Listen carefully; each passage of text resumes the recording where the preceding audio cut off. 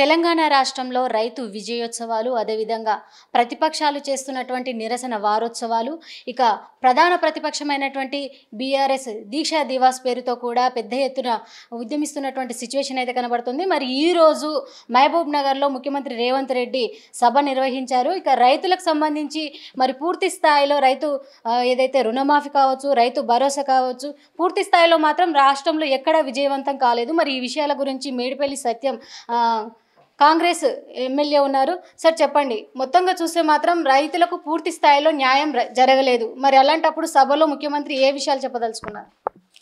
భారతదేశంలో ఏ రాష్ట్రంలో లేని విధంగా రైతులను ఆదుకుంటున్న ఏకైక ప్రభుత్వం తెలంగాణ రాష్ట్ర ప్రభుత్వం, గౌరవ ముఖ్యమంత్రి రేవంత్ రెడ్డి గారు. 2 లక్షల లోపు రుణమాఫీ భారతదేశంలో 29 రాష్ట్రాల్లో ఎక్కడ కూడా ఇంత పెద్ద మొత్తంలో ఒక్కసారి రుణమాఫీ చేసినటువంటి చరిత్ర లేదు. బహుశా భవిష్యత్తులో కూడా ఎవరైనా చేస్తారన్న నమ్మకం కూడా లేదు. ఇలా రైతులకు సంబంధించి 2 లక్షల లోపు రుణమాఫీ చేస్తుంది కాంగ్రెస్ పార్టీ ప్రభుత్వం. ఎక్కడో కూడా కొన్ని సాంకేతిక సమస్యల వల్ల కొంతమంది రైతులకు రాలేదు తప్ప రైతులు పూర్తి సంతోషంగా ఉన్నారు. అంతేకాకుండా రైతులు పండించిన సన్న రకాల వడ్లకు 500 రూపాయల బోనస్ కూడా కాంగ్రెస్ పార్టీ ప్రభుత్వం ఈ పంట నుంచే మేము ప్రారంభించినాం. ఇంకా రైతులకు సంబంధించి అన్నీ కూడా ఇప్పుడు రైతు భరోసా కూడా త్వరలో అందిస్తామని చెప్పి ముఖ్యమంత్రి నిన్న ప్రకటించారు.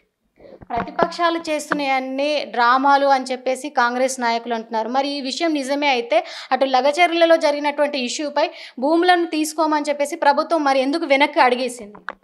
బీఆర్ఎస్ పార్టీ వాళ్ళ అధికారం కోల్పోయిందన్న ఫ్రస్ట్రేషన్ తోటి కాంగ్రెస్ పార్టీ ప్రభుత్వం మీద అనేక కుట్రలు చేస్తుంది. ఇలా లగచర్ల సంఘటన కావచ్చు, గురుకులాల్లో ఫుడ్ పాయిజన్ సంఘటన లాంటి ఇవన్నీ, ఎందుకంటే వాళ్ళకు అధికారం పోయిందన్న ఫ్రస్ట్రేషన్లో ఇలా కాంగ్రెస్ పార్టీ ప్రభుత్వం చేస్తున్నటువంటి అభివృద్ధి కార్యక్రమాలు ఓర్చుకోలేక ఇక భవిష్యత్తులో మళ్ళీ అధికారంలోకి రామనే ఒక ఫ్రస్ట్రేషన్ పోయి ఈ బీఆర్ఎస్ పార్టీ అనేక కుట్రలకు తెరదీస్తుంది.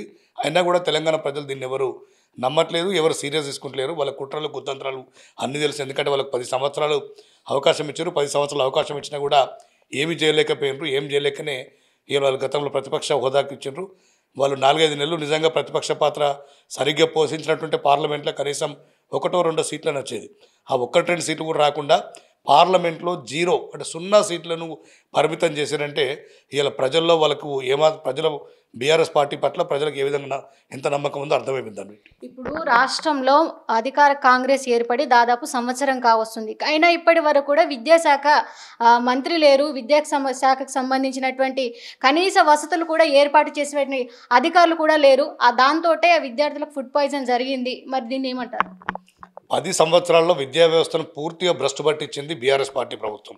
స్వయంగా ముఖ్యమంత్రి గారే విద్యాశాఖను తన ఆధీనంలో ఉంచుకుంటూ ఇలా విద్యాశాఖను పూర్తిగా తన కనుసైన్యాలతోటి పర్యవేక్షిస్తూ విద్యాశాఖను బలోపేతం చేస్తున్నాడు. దాంట్లో భాగంగానే ఇప్పుడు మన ఇంటిగ్రేటెడ్ రెసిడెన్షియల్ స్కూల్స్ కావచ్చు, అడ్వాన్స్డ్ ట్రైనింగ్ సెంటర్స్ కావచ్చు, అమ్మ ఆదర్శ పాఠశాలలు కావచ్చు, ఇలా ప్రతిదీ కూడా విద్యాశాఖను స్వయంగా ఇప్పుడు గవర్నమెంట్ వచ్చినాక 11,000 మందిని డిఎస్సి ద్వారా మేము రిక్రూట్ చేస్తున్నాం. ఎక్కడెక్కడ ఏ ఖాళీలు ఉన్నాయి కూడా అన్నీ కూడా డిఎస్సి ద్వారా రిక్రూట్ చేయబోతున్నాం.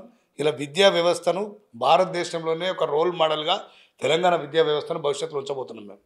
ఇప్పుడు విద్యార్థులకు సంబంధించి కొన్ని యూనివర్సిటీలని ఇంకా తెలంగాణ రాష్ట్ర ప్రభుత్వము రికగ్నైజేషన్ చేయనటువంటి సిచ్యువేషన్ కనబడుతుంది. ఎందుకంటే ఉదాహరణకు చూస్తే ఈరోజు కోటిలో చాకలి ఐలమ్మ వీరనారి యూనివర్సిటీలో విద్యార్థులు ధర్నా చేస్తున్నటువంటి పరిస్థితి ఉంది.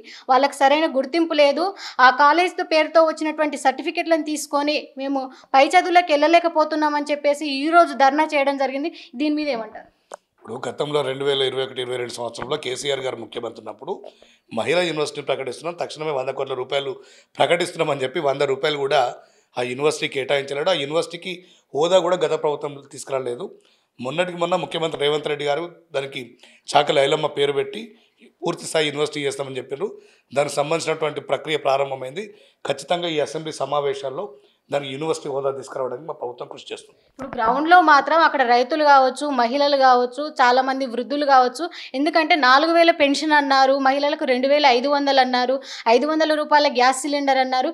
ఇవి ఏ ఒక్కటి కూడా ఇక ఒక మహిళలు అంటే పెళ్లి చేసుకుంటే 1,00,000 రూపాయలు, అదేవిధంగా తులం బంగారం అన్నారు. ఇప్పటి వరకు కూడా ఏ ఒక్కరికి అమలు కాని సిచ్యువేషన్ ఉంది. ఒక 4,000 పెన్షన్ లేదు, ఎందుకంటే పక్కా ఇల్లు అసలే లేదు. ఇప్పుడు హైడ్రాకి సంబంధించినటువంటి విషయం చూసుకుంటే అక్కడ పునరావాస పునరావాసం చేసినటువంటి ప్రజలకు మాత్రం కొంత ఇబ్బందికరమైనటువంటి పరిస్థితులు ఏర్పడుతున్నాయి. ఇవన్నీ పూర్తి స్థాయిలో ఎప్పటి వరకు కావచ్చు?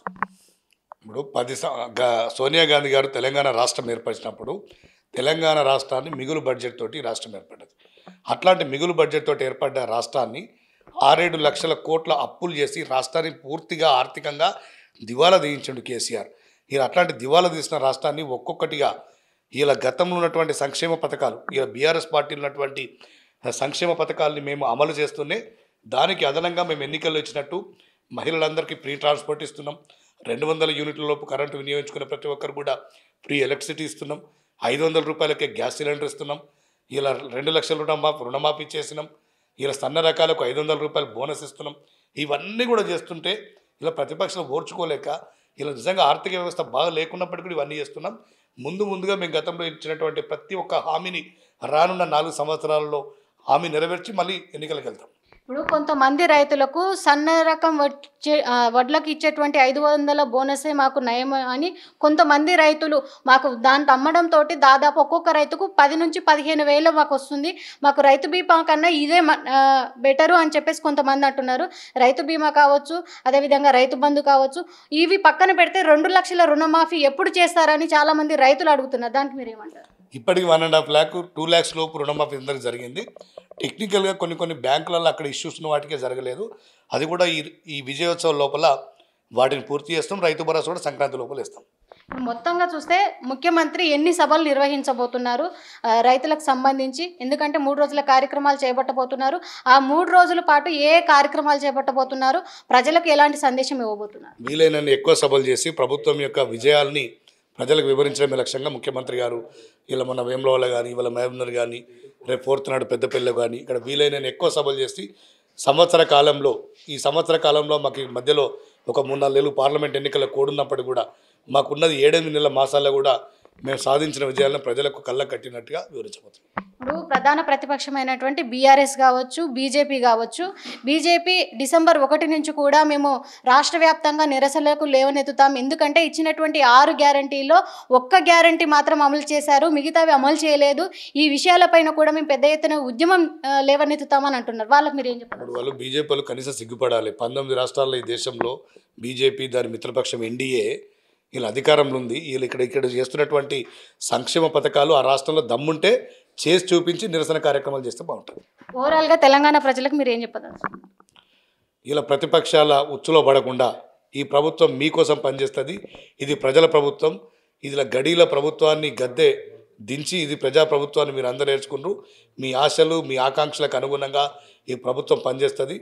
ఎవ్వరు రెచ్చగొట్టినా రెచ్చిపోవాల్సిన అవసరం లేదు. ఖచ్చితంగా 100% రేవంత్ రెడ్డి సర్కార్ తెలంగాణ ప్రజల కోసం పనిచేస్తుంది. గడీల ప్రభుత్వాన్ని గద్దె దించి అదేవిధంగా కాంగ్రెస్ అధికారంలోకి వచ్చింది, ఇచ్చినటువంటి 6 గ్యారంటీలను తప్పకుండా అమలు చేస్తుందంటున్నారు ఎమ్మెల్యే మేడిపల్లి సత్యం.